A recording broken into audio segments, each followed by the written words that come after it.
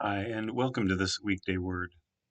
The gospel text appointed in the daily office today comes from the end of the seventh chapter of Mark's gospel and into the eighth. And in that passage, we have an occasion of healing where a deaf man with a speech impediment is brought to Jesus, and his friends beg him to lay his hands on the man and heal him.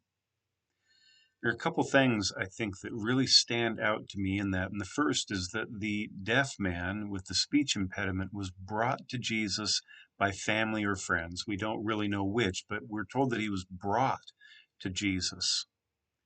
And then when he got to Jesus, Jesus took him aside privately and healed him in a very tender way, as it turns out, by touching the man and allowing him to experience what he cannot hear through spoken word.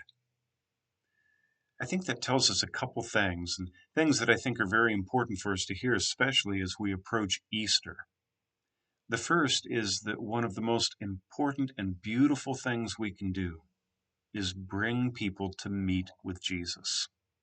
His family and friends simply got him to Jesus and asked Jesus to do something for him. That's our job. We're meant to invite people to get close to Jesus. And that's all we really can do and need to do is get them to a place where they can meet with Jesus. To put that in maybe more simple terms, we need to invite people to church. We need to invite them to Bible studies. We need to invite them to church events. We need to invite them to places where they can hear the gospel. But the second thing that we are reminded of here is that they got the man to Jesus, but Jesus is the one who does the healing. He takes it from there. He pulls the man aside privately and heals him. We need to remember that our job is to get people close to Jesus so that they can meet with him, but from there, we hand them off to Jesus, and we trust Jesus to do what Jesus alone can do and wants to do.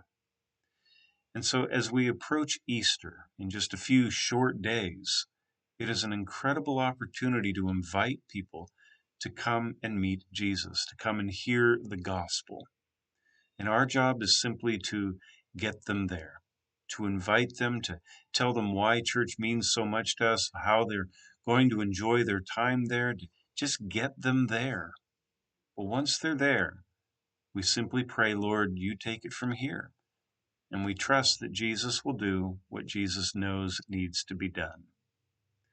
And so I pray, friends, that those who are weighing upon your hearts receive an invitation from you to join them for church this Easter. And that as you bring them there, you pray over them all the way along, that they will meet with Jesus and that Jesus will do his perfect work in their life and open their ears to hear the good news of his love. Be blessed this day, and I look forward to seeing you soon.